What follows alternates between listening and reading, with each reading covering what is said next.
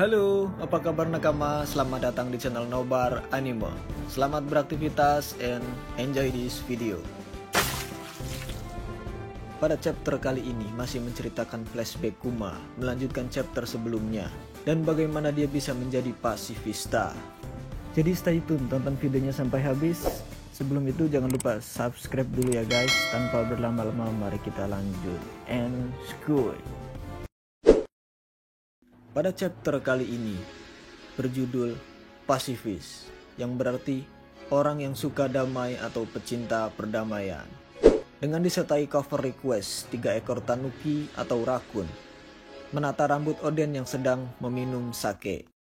Scene diawali dengan kembalinya Raja Bekori di kerajaan Sorbet. Raja Bekori menyebutkan bahwa di kerajaan yang jauh di timur kemungkinan besar mengacu pada kerajaan Goa di Es Blue. Kebijakan yang dilakukan dengan membakar rumah-rumah warga sebagian yang tidak berguna itu berhasil. Negara tanpa sampah sangat dipuji oleh para naga langit atau Tenryubuto. Bekori mengatakan bahwa memiliki hati yang jahat diperlukan untuk mencapai kebahagiaan atau kesejahteraan yang besar. Kemudian warga memprotes atas tindakannya yang sedang membakar rumah-rumah warga dan membuat kerusuhan. Bekori mengatakan kepada pengawalnya untuk menembak 4-5 orang dengan mengatakan bahwa ini untuk tujuan besar.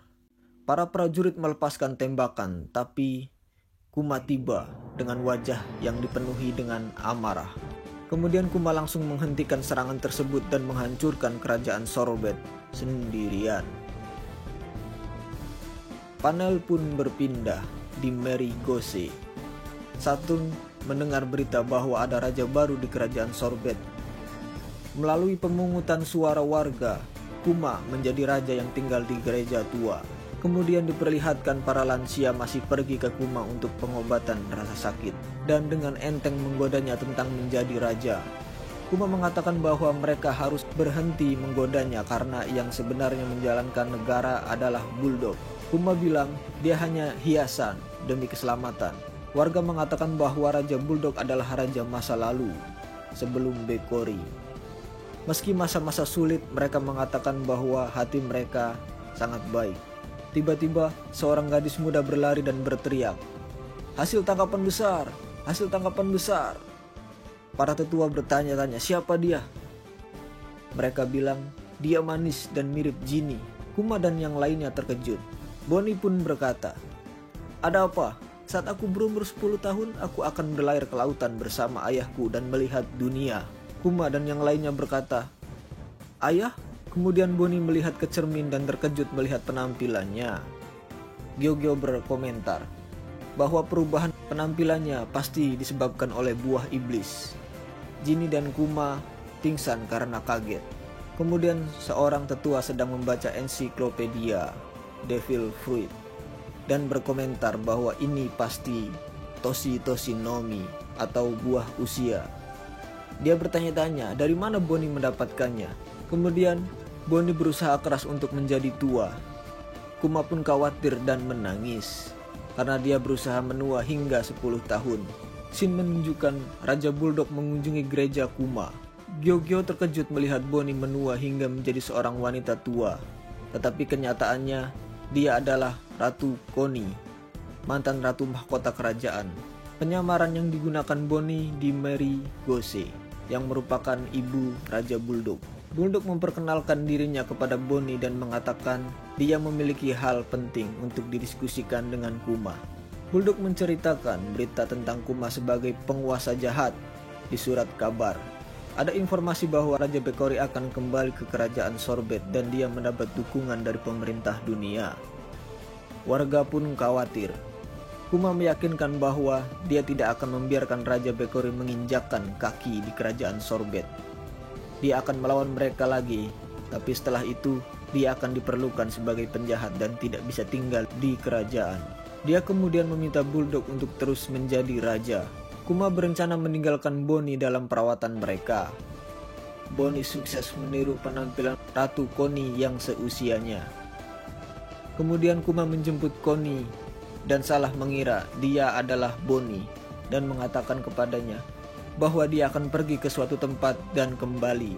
Bulldog mengatakan, bahwa yang dia pegang adalah ibunya, bukan Bonnie. Kemudian panel pun ditunjukkan. Kuma menghadapi Raja Bekori dan pengawal marinirnya. Bekori menyebut Kuma sebagai tiran. Kemudian Kuma menenggelamkan semua kapal yang menghadangnya, tanpa terkecuali dengan Raja Bekori. Kuma yang berangkat ke laut diperlakukan sebagai bajak laut dan diberi poster buronan dan hadiah. Namun tidak ditunjukkan bounty dari Kuma sebagai bajak laut. Kembali ke kerajaan Sorbet. Bonnie mengatakan dia merindukan ayahnya. Dia memberitahu Connie bahwa dia akan menjadi bajak laut ketika dia dewasa. Connie bilang dia seharusnya tidak melakukannya. Kemudian Kuma mengunjungi kerajaan Torino, pulau tempat Chopper menghabiskan time skip selama 2 tahun, dan bertanya kepada warga apakah mereka mengetahui sesuatu tentang penyakit Sapphire Scale. Namun tidak ada yang tahu tentang penyakit tersebut dan obatnya. Kita melihat Kuma mengunjungi pulau Uraigana, pulau tempat tinggal Mihawk dan tempat Zoro menghabiskan time skip 2 tahun. Abdullah dan Jet mencoba memburu Kuma tetapi mereka dikalahkan dan menghancurkan kapalnya. Diperlihatkan juga Kuma mengunjungi Baltimore, pulau asal Vegapunk dan tempat Franky menghabiskan 2 tahun selama time skip. Dia melewati Tequila Wharf, pembangunan jembatan panjang, tempat Robin dikirim 2 tahun yang lalu. Dia juga mengunjungi Wateria dan bertanya pada Haredas, pulau langit tempat Nami dikirim pada tahun kedua time skip. Dia juga mengunjungi Kepulauan Boyne dan bertanya pada Herakles. Namun tetap tidak ada jawaban dan tidak ada yang tahu obatnya. Kuma ingat bagaimana nyawa Bonnie akan hilang ketika berusia 10 tahun dan mulai menangis. Kemudian Kuma pergi mengunjungi kapal Dragon dan disambut oleh Morley, Belobetti, dan Gambo. Kuma dan Dragon berbicara. Dragon mengatakan bahwa Iva dan Inazuma dipenjara. Dragon menceritakan bahwa saat dia tidak melihat Kuma sudah menjadi raja, seorang tiran, dan sekarang menjadi bajak laut. Betty bertanya kepada Kuma, apakah dia bisa mendapatkan jabatan Komandan Angkatan Darat Timur? Kuma mengatakan, mengapa dia bertanya padanya? Betty pun menjawab kembali. Dragon mengatakan bahwa sampai izin Kuma diberikan, gelar Komandan Angkatan Darat Timur tidak akan diberikan sebelum izin dari Kuma. Kuma pun berkomentar bahwa seorang wanita dengan mulut yang buruk akan memimpin Angkatan Darat Timur dan Kuma pun mengizinkannya. Dragon mengatakan bahwa Sabo dan Koala serta patriot muda semakin matang dalam kekuatan dan ingin menunjukkannya kepada Kuma. Kuma memberitahu Dragon bahwa dia berkeliling dunia. Dia berpikir untuk bertanya pada Dragon setiap kali dia berpergian. Kuma mengatakan bahwa dia ingin kembali ke pasukan revolusi. Dragon pun menjawab bahwa dia akan memberitahu Kuma berita tentang kemungkinan pengobatan Bonnie. Dia memberitahu Kuma tentang Vegapunk dan bagaimana dia bisa mengunjunginya sekarang karena dia telah berpindah lokasi. Karena insiden yang disebutkan, kemungkinan besar ledakan di Punk Hazard. Biasanya Vegapunk mustahil untuk dikunjungi, tetapi saat ini mengingat situasinya, Kuma memiliki kesempatan. Kemudian Kuma berterima kasih kepada Dragon. Kuma berpikir itu tidak ada harapan, tapi dia akan pergi menemui Vegapunk. Dragon berkata, ikuti saja arah angin, temanku. Kuma kembali ke kerajaan Sorbet dan melihat Bonnie sedang memukuli orang jahat dan memujinya. Kemudian keduanya berangkat ke laboratorium kelompok ilmiah kelautan yang nantinya akan menjadi Pulau Egghead di masa depan. Kuma berkata kepada Bonnie bahwa ada dokter yang akan memeriksa penyakitnya. Vegapunk kaget melihat Kuma. Dia berkata, manusia seperti ini ada. Kuma berkata, aku sedang memikirkan hal yang sama sekarang. Kemungkinan besar mengacu pada penampilan Vegapunk dengan kepalanya yang besar. Bonnie berkata, wow, lihat kepala itu, kotor. Vegapunk terkesan dengan fisik Kuma yang meminta untuk mengambil sampel ototnya demi kemajuan ilmu pengetahuan. Dia juga mengatakan bahwa Bonnie adalah anak yang nakal, tetapi dia tidak keberatan. Vegapunk memuji Kuma karena menghentikan kemajuan Sapphire Scale hingga sekarang. Vegapunk bilang itu bisa disembuhkan. Dia akan menggunakan teknologi yang masih belum digunakan dalam perawatan medis modern. Tepatnya, dia akan membuat sel induk baru dan mentransplantasikannya. Namun rumit dan membutuhkan banyak biaya. Seperti halnya membuat cyborg, Kuma pun berkata, "Aku akan menjadi cyborg?" Vegapunk mengatakan, "Percakapan ini tidak akan menghasilkan apa-apa." Vegapunk melihat hasil analisis darah Kuma dan terkejut dan bertanya, apakah dia seorang bukaner? Dia juga bertanya mengapa dia melibatkan dirinya dengan Dragon. Kuma menjawab bahwa dia mempercayai Dragon. Kuma bertanya, apa perbedaan darahnya dengan darah manusia normal? Kemudian Vegapunk pun menjawab bahwa dia belum memiliki sampel yang dapat menjelaskan secara detail. Vegapunk kemudian meminta Kuma menjadi model pasukan cloningannya. Dia mengatakan bahwa sedang mencari kandidat yang sempurna.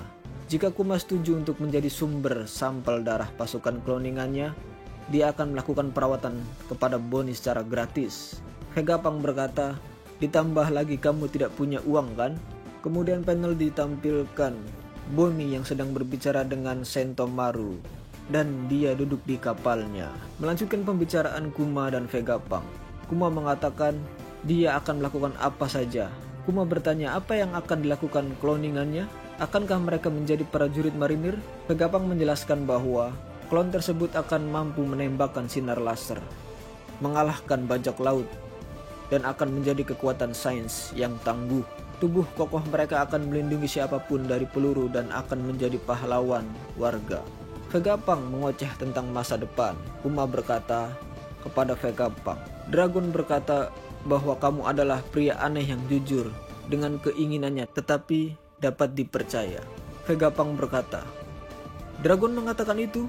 Betapa nakalnya dia. Kemudian Kuma berkata kembali, jika klon yang mirip denganku ini akan menyelamatkan nyawa orang lain, maka kelahiranku di dunia ini akan memiliki arti.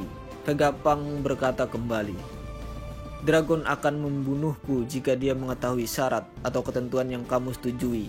Kuma berkata, tidak, aku hanya berterima kasih kepada kalian berdua. Sejujurnya, jika itu untuk menyelamatkan Bonnie, aku tidak peduli meskipun kamu adalah iblis itu sendiri.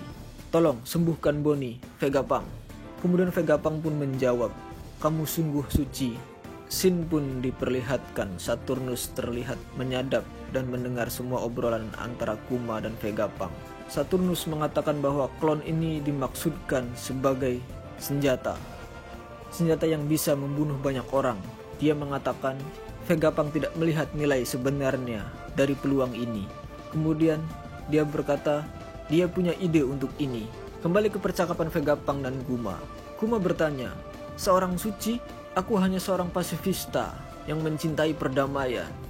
Kemudian Vegapunk pun merespon, aku suka itu. Itulah yang kami sebut sebagai prajurit masa depan. Dengan disertai catatan akhir, hanya berharap perdamaian.